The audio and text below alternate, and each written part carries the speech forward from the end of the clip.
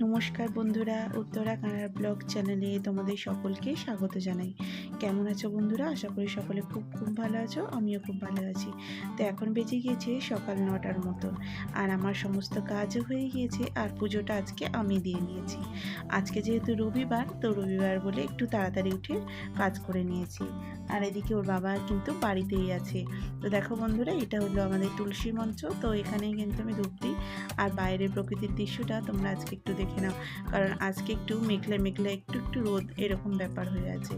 তো সকাল সকাল উঠে পড়ে কাজ সেরে নিলে মনটাও কিন্তু আনন্দে ভরে যায়। আমি যেহেতু সকাল সকাল উঠে সমস্ত কাজ সারছিলাম, তার জন্যে কিন্তু আমার হাজব্যান্ড উঠে পড়ে গিয়ে আজকে লেগে গিয়েছে কাজে। তো আজকে সকাল সকাল আমি কিন্তু আমার হাজব্যান্ডের হাতেই চা খাবো। দেখো বন্ধুরা, আজকে আমার কপালটা খুবই ভালো যে আজকে চাটা আমার হাজব্যান্ড তৈরি করতে চলে এসেছে। তো দেখো, এখানে তোমাদের সঙ্গে কথা বলতে বলতে ও কিন্তু অনেকটাই চাটা চাপিয়ে দিয়েছে।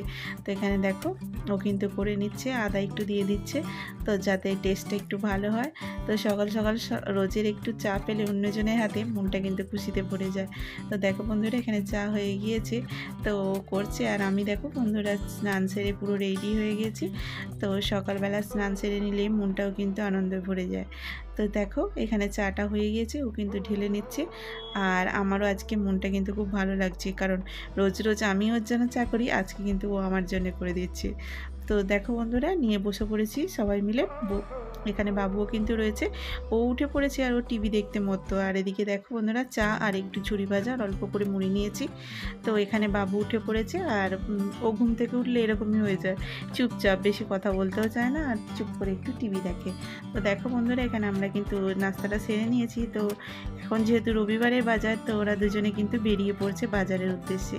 সামনেই আমাদের মাছের বাজার, তো ওখানেই যাবে, কী আনে দেখা যাক। তো বন্ধুরা, বসে পড়েছি আমি একটু ট্রেনের ফর্ম ফিল আপ করতে বাড়ি যাওয়ার উদ্দেশ্যে।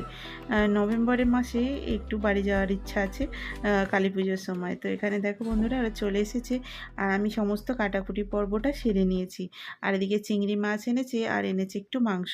তো এখানে 1.5 কেজির মতো মাংস রয়েছে, তো কিছুটা রান্না করব আর কিছুটা কিন্তু রেখে দেবো মাঝে একবার করার জন্য। বেশি করে যেহেতু নিয়ে এসেছে, একটুখানি কিন্তু রেখে দিলাম।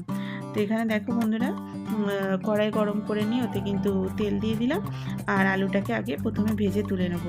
আর এদিকে মশলাটা কিন্তু আমি পিষিয়ে নিয়েছি।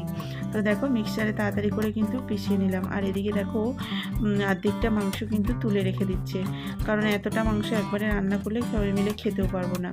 তো দেখো, এদিকে কড়াতে আলুটা ভাজা হয়ে গিয়েছে, আলুটা কিন্তু তুলে নিলাম। তো ওই কড়ার মধ্যেই কিন্তু দিয়ে দেবো পেঁয়াজটা দিয়ে ভালো করে কষিয়ে নেবো, যাতে পেঁয়াজটা ভালো করে ভাজা হলে কিন্তু মাংসের টেস্টটা সুন্দর আসে। আর বললাম তোমাদেরকে, নভেম্বর মাসে আমরা কিন্তু বাড়ি যাওয়ার ইচ্ছা আছে দেওয়ালির সময়। আর কেন বলো তো, ওই সময়টা ভীষণ ঠান্ডাও থাকে, আর পুজো পুজো আমেজ থাকে, আর সমস্ত অনুষ্ঠানগুলোই কিন্তু ওই সময় হয়, যেমন কালী পুজো, ভাইফোঁটা, তারপরে তোমার কার্তিক পুজো এবং সমস্ত রকম। আর আমাদের ওখানে ফেমাস হচ্ছে সিঙ্গুরের চন্দননগরের, মিনি চন্দননগরের মতন জগদ্ধাত্রী পুজো। তো সেটাই কিন্তু অনেক বছর আমরা মিস করে ফেলেছি, তো তার জন্য কিন্তু এখনই যাওয়ার একটু প্ল্যান হয়েছে। তো ওর বাবা ওই জন্য টিকিট কাটার জন্য ফর্মটা নিয়ে এসেছে। তো আজকে সকালে ওটাকে কিন্তু ফিল আপ করে জমা দিয়ে দেবো, যাতে আমাদের টিকিটটা কনফার্ম আসে। তো দেখো বন্ধুরা, এখানে মাংসটা আমি কষিয়ে নিয়েছি, আর অর্ধেক বসিয়ে দিয়েছি। আর যেহেতু রবিবার 2-3 রকমের পদ হবে, তো তার জন্য কিন্তু আমি একসাথেই মশলাটা কষিয়ে নিচ্ছি। এখানে পেঁয়াজ, আদা, রসুন দিয়ে ভালো করে মশলাটাকে কষিয়ে নিচ্ছি, আর একটু মশলা কিন্তু তুলে আমি ওই চিংড়ি মাছে কিন্তু দিয়ে দেবো। চিংড়ি মাছটা সেই জন্য আগে ভাজতে বসিয়ে দিয়েছি।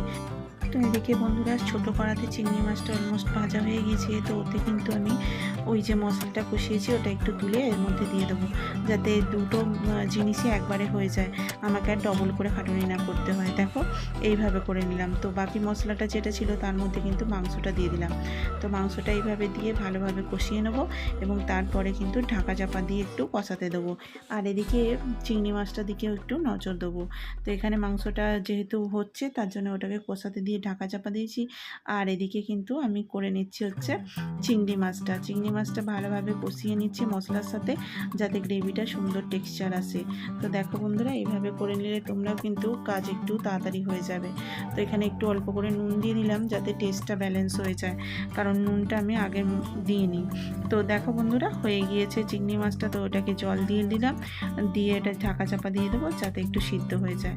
আর এদিকে মাংসটাও কিন্তু নাড়াচাড়া করার পরে অনেকটা হয়ে গিয়েছে, তো তার জন্য আলুটা অ্যাড করে দিলাম। তো আলুটা অ্যাড করে দেওয়ার পরে ভালোভাবে আবার কষিয়ে নেবো, আর ঢাকা চাপা দিয়ে কিন্তু কষাবো, যাতে মাংসটা সুন্দরভাবে সিদ্ধ হয়ে যায়।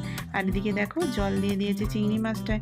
তো চিংড়ি মাছটা ফুটে উঠেছে, এবার কিন্তু ঢাকা চাপা দিয়ে দেবো, আর একটু অল্প করে সিদ্ধ করে নিয়ে চিংড়ি মাছটা নামিয়ে নেবো। যেহেতু আমি ঢাকা চাপা দিয়ে করছি, তার জন্য কিন্তু তাড়াতাড়ি চিংড়ি মাছটা সিদ্ধ হয়ে গেছে। দেখো বন্ধুরা, অলমোস্ট হয়ে গিয়েছে, আর কালারটা টেক্সচারটাও সুন্দর এসে গিয়েছে। তো তোমাদের কিন্তু দেখতেও ভালো লাগছে। চলো বন্ধুরা, এটা নামিয়ে নিয়েছি আর ওদিকে সাইড করে দিলাম। আর এদিকে মাংসটা কি হচ্ছে একটু দেখে নিচ্ছি। তো মাংসটা যেহেতু ঢাকা দিয়ে কষাচ্ছি, তাড়াতাড়ি কিন্তু সেদ্ধ হয়ে যাবে, তা না হলে মাংস সিদ্ধ হতে অনেকটা সময় লাগে। আর অনেকটা মাংস দেখতে পাচ্ছ আস্তে আস্তে কিন্তু এই একটু ভালোভাবে সিদ্ধ হয়ে গেলেই এখানে কিন্তু বাবু আর সোনুকে একটু একটু তুলে দিয়ে দেবো, কারণ ওরা সবসময়তেই কষা মাংসটা প্রিপেয়ার করে। তো এখানে ঢাকা চাপা দিয়ে তুলছে, মাঝে মাঝে দেখে নিচ্ছি ভালোভাবে।